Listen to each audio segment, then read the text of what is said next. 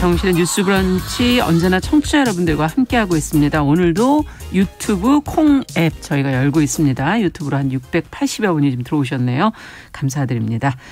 자, 뉴스픽으로 시작하겠습니다. 자, 월요일은 이 두 분과 함께하고 있죠. 전혜연 우석대 개공 교수님 안녕하세요. 안녕하세요. 전혜연입니다. 네, 조으론 변호사님 안녕하세요. 네, 안녕하세요. 조으론입니다.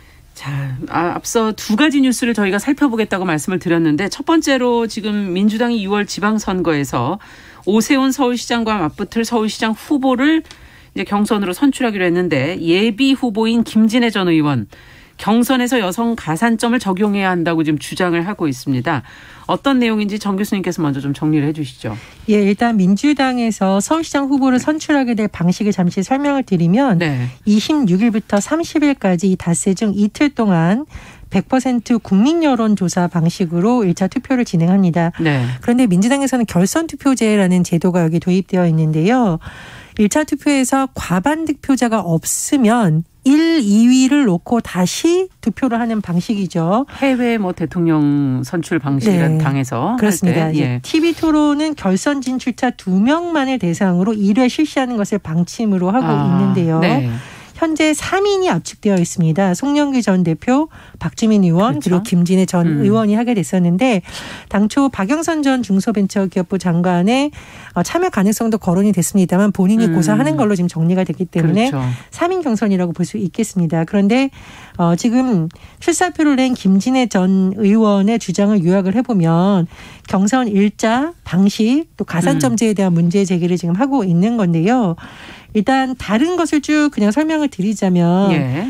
TV 토론이든 뭐든 토론회는 3회 정도 해야 된다라고 주장을 하고 있고 네. 또 본인이 강력히 주장하고 있는 것은 경선에서 여성 가산점 적용을 주장해달라라는 겁니다. 구체적으로 얘기를 하면 박지원 비대위원장에게 당부의 말을 했는데요. 네. 첫 여성 서울시장의 탄생을 원한다면 경선에서 여성 가산점 적용을 주장해달라라는 거고요. 국민의힘도 20%를 적용한 바가 있다라고 주장을 하고 있습니다.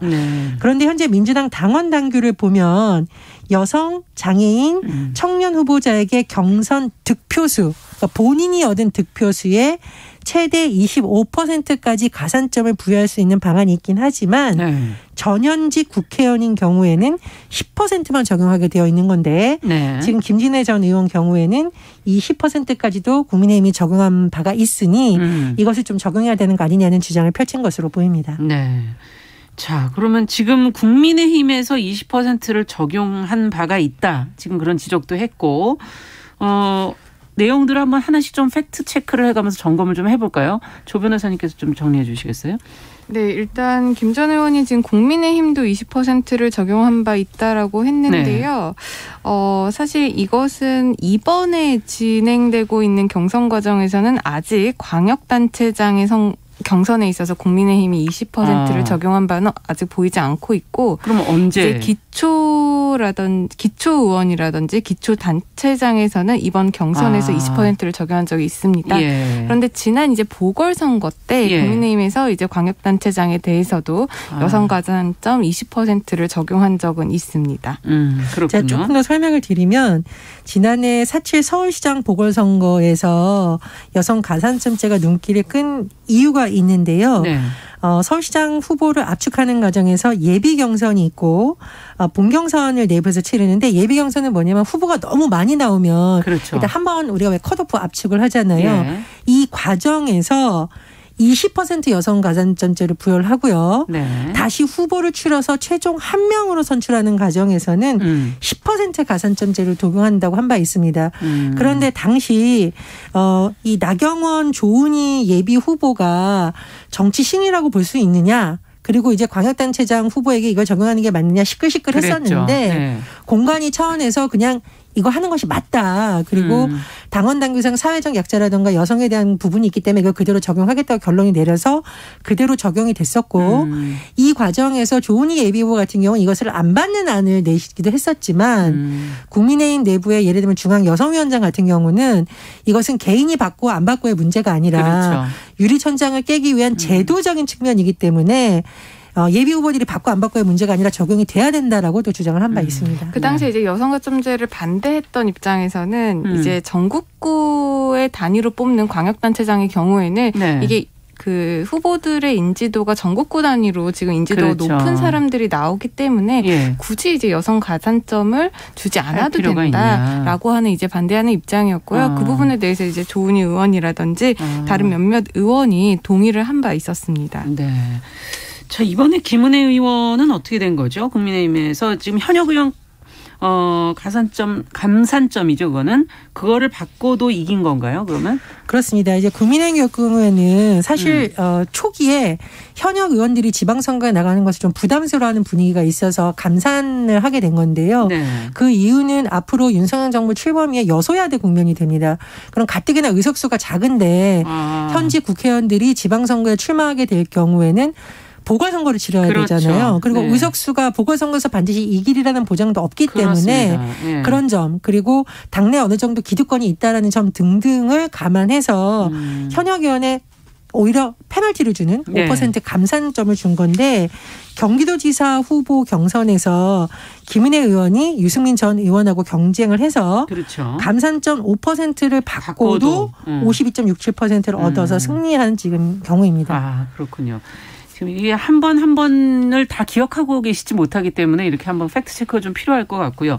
김진애 전 의원이 지금 이제 가산점 적용을 요구하고 있는데 그 취지, 시기 면에서 조금 지금 시간도 별로 얼마 남지가 않아가지고 과연 설득력이 있다고 보시는지 두 분의 생각을 좀 들어보고 싶네요. 일단 여성 가산점 제도는 이제 여성들의 정치 진출이라든지 기울어진 그렇죠. 운동장을 바로잡는 부분에 있어서의 취지는 굉장히 좋다라고 생각을 합니다.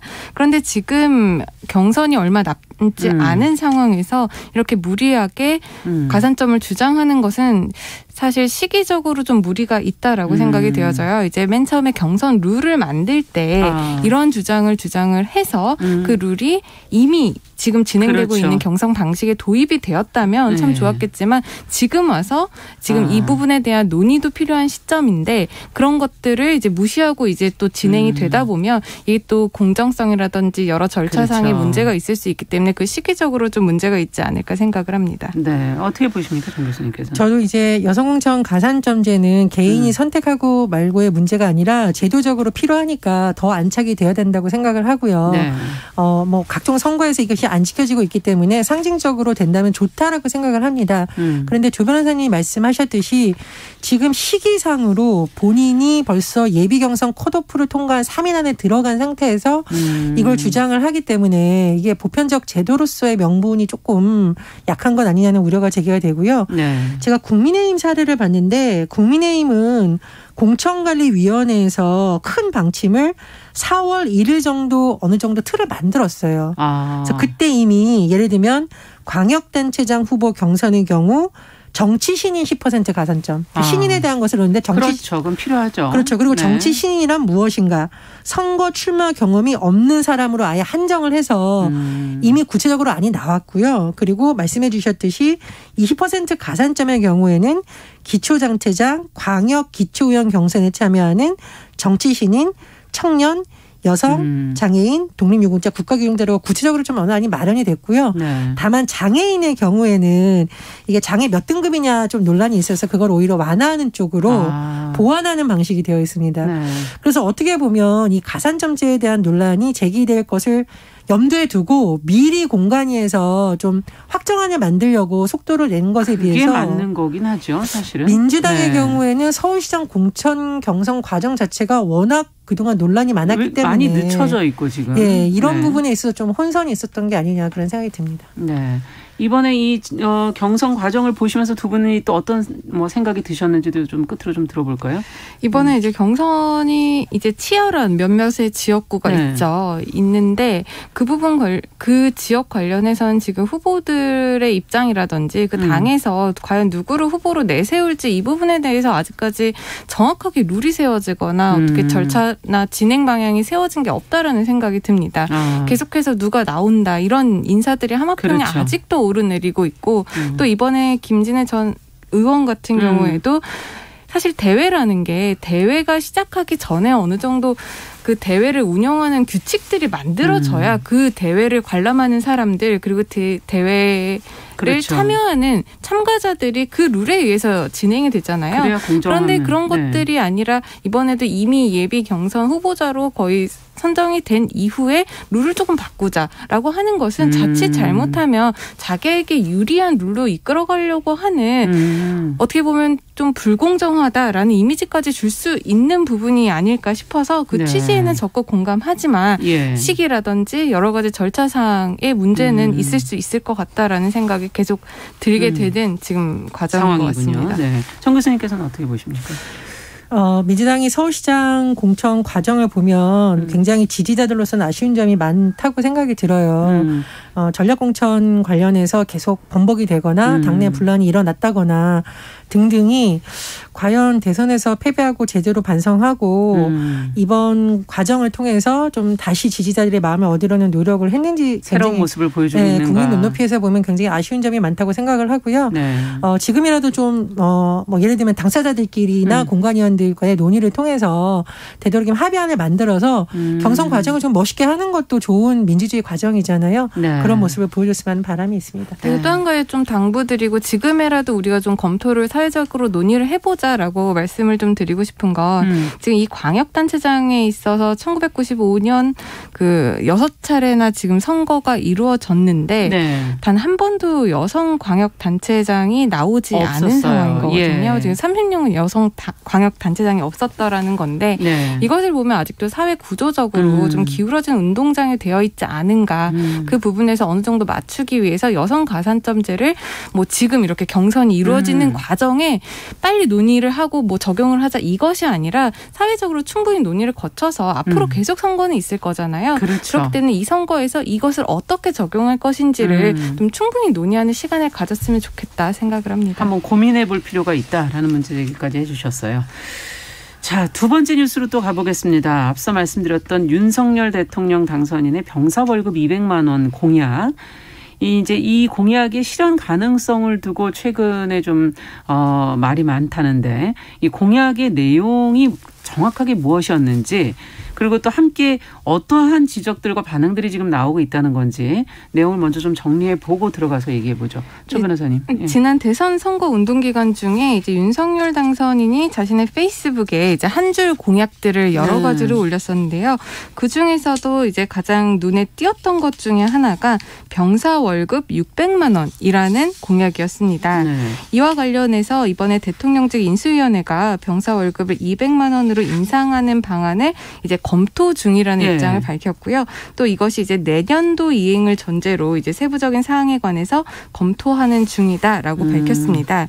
그런데 이제 인사혁신처가 공개한 자료에 따르면요, 이제 2022년 그러니까 올해 군인들의 봉급이 이제 가장 많이 받는 병장을 기준으로 봤을 때 67만 6,100원입니다. 네. 시급으로 따지고 보면 이제 3,000원대 수준으로 최저임금의 한 3분의 1 그러네요. 정도인데요.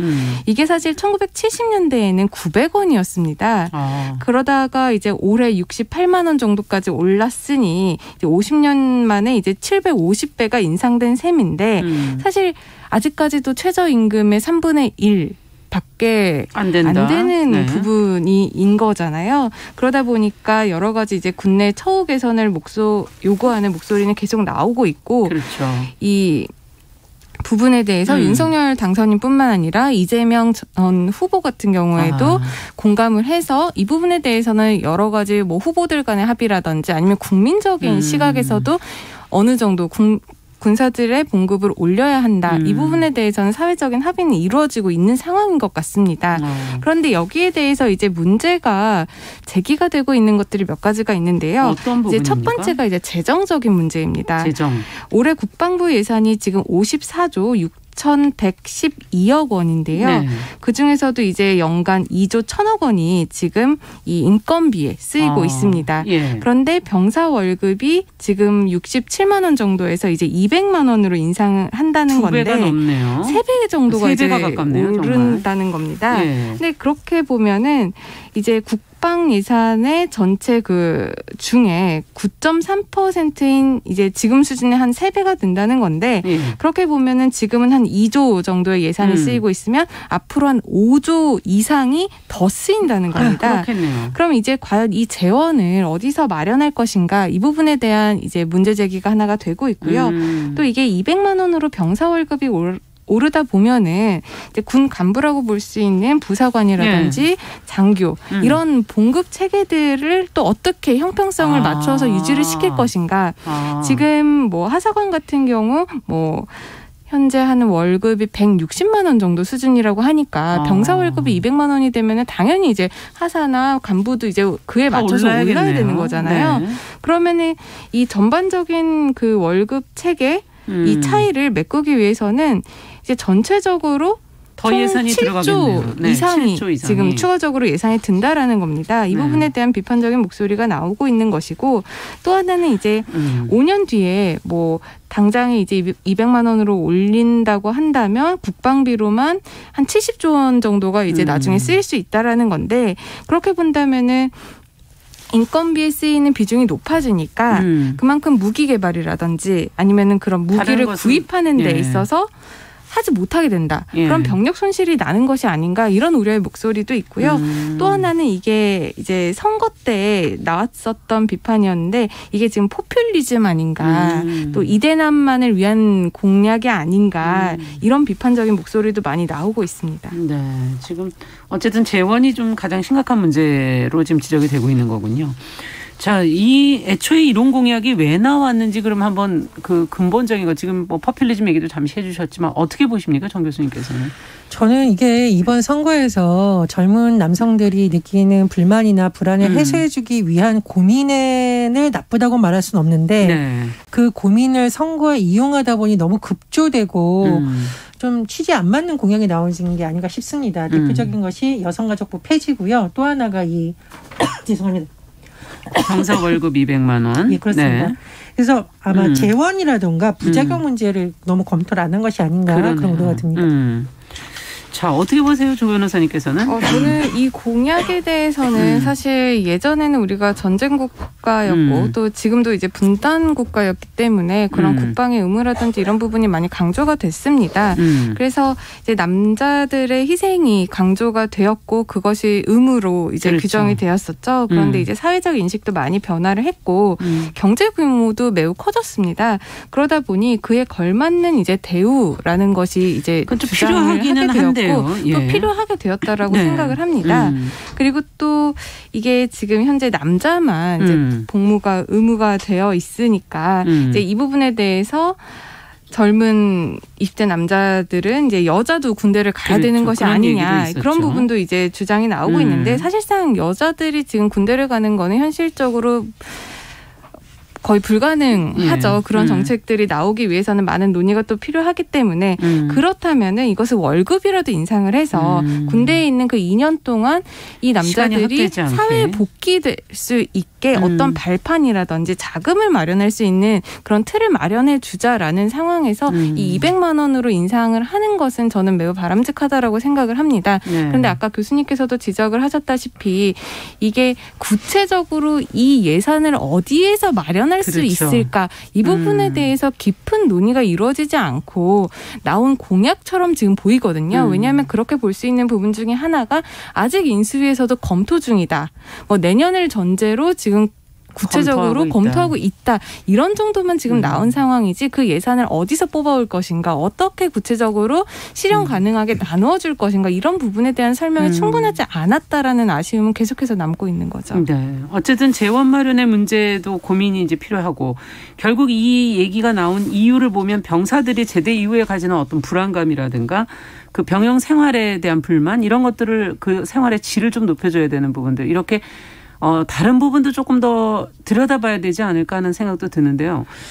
예, 저는 사실 근본적으로 가고 싶은 군대를 만들려는 노력을 장기적으로 반드시 해야 되는 거죠. 아마 군대 가는 동안 월급이 적어서 군대 2번 가기 두렵다라는 일부 말이 나오는 건 아니라고 생각을 해요. 오히려 군 생활에서 겪는 여러 가지 힘든 점이라던가 그렇죠. 내가 이 시간 동안 나의 어떤 경력도 못 쌓는 거 아닌가, 일방적으로 희생받는 거 아니냐, 이런 여러 가지가 복합적으로 작용하고 있다거든요. 그러니까 이런 문제를 또 장기적으로 검토를 해야 되고요. 또 하나 지금 사회복무요원들도 일종의 군 생활을 하고 있는 건데, 그러면 이 사람들에 대한 처우 개선은 또 어떻게 하느냐. 굉장히 복합적인 문제가 맞물려 있는 건데 선거 기간에 너무 속도전을 내서 좀 급조된 공약을 만들다 보니 오히려 지금 인수위원회에서도 정리를 못한 게 아닌가 생각이 들고요. 참고로 이 병사 월급 200만 원 공약에 대해서 가장 신랄하게 비판했던 인물이 안철수 인수위원장입니다. 이 대선 후보 때 불가능한 포퓰리즘이라고 얘기를 했었거든요. 그렇다 보니 안 위원장도 아마 지금 나온 윤석열 당선인의 공약과 앞으로 현 정부에서 실제로 추진할 내용을 놓고 아마 굉장히 고민을 하고 있지 않을까 그런 생각이 듭니다. 근데 사실 이 군사 봉급 문제는 항상 나올 때마다 어떤 공약으로 나올 때마다 포퓰리즘이라는 비난을 받았었습니다. 사실 이제 박근혜 정부가 물러났을 때 병장 월급이 한 20만 원 정도였는데 문재인 정부가 들어오면서 이것을 이제 5년 뒤에 임기 말 정도에는 최저임금의 50%까지 인상하겠다라고 약속을 했어요. 그때 이 인상 계획을 밝혔을 때 사실 이게 무슨 포퓰리즘이 아니냐라는 비난이 굉장히 많았었는데 사실 지금 5년 지난 현재를 보면 어느 정도 이게 공약이 이행된 것이거든요. 좀 올라갔죠. 그렇죠. 그리고 이행된 부분에 있어서 국민적인 합의도 있었기 때문에 이것을 무조건적으로 포퓰리즘으로 몰고 가는 것은 좀 부당하지만 이것을 어떻게 그 선거 공약을 쓰느냐 이 방식에 대해서 포퓰리즘의 문제는 있었다고 생각을 하고요. 그렇죠. 다만 저 같은 경우에는 이 무조건적인 월급 인상 이 200만 원이라는 숫자가 사실 과연 얼마나 효과적일지는 사실 의문입니다. 왜냐하면 이 무조건적인 월급 인상이 그 병사 사기 진작이라든지 이런 부분에 적극적으로 효과를 미칠 수 있는지 이런 것도 좀 우리가 고민을 해봐야 되고 이게 월급으로 줄 수 있는지 아니면 어떤 방식으로? 군대를 제대하면서 어떻게 목돈으로 마련을 해서 나가게 해줄 수 있는지 이런 부분에 대한 고민도 또 필요하고요. 교수님께서 또 지적을 하셨다시피 군대 내 분위기라든지 아니면 군인들의 물품 굉장히 50년 된 수통 사용하고 장구류 있다. 확충이 더 시급하다 지금 그렇게 올려주셨거든요. 그렇잖아요. 그렇기 때문에 그런 근무 환경, 그런 군장, 잠자리 문제 이런 문제들도 다 같이 지금 고민을 해봐야 될 것이 아닌가 그런 생각이 듭니다. 고명성님께서는 참전 수당이 현재 35만 원 이것도 사실 문제가 아닌가 하는 지금 지적도 해주셨고요. 김정학님께서는 군인 장구류 확충이 시급하다 하는 그런 지적들을 현실적으로 조금 더 해주셔서 여러 가지 면에서 조금 검토가 더 필요한 게 아닌가 하는 생각이 드네요. 그리고 윤석열 당선인이 취임 즉시 병사 월급 200만 원이라고 했기 때문에 사실 청년들이 더 기대가 큰 거거든요. 그렇다 보니 아마 인수위가 도대체 어떻게 할지 관심이 쏠리는 것 같은데 국민에게 한 약속이니까요. 뭐 어떤 식으로든 소통을 해서 해명을 하든 납득을 하든 그런 소통 과정이 필요하다고 봅니다. 뉴스픽 조으론 변호사, 전혜영 교수 두 분과 함께했습니다. 두 분 말씀 잘 들었습니다. 감사합니다. 감사합니다. 자, 정용실의 뉴스 브런치 1부 마치고 저는 잠시 후에 돌아오겠습니다.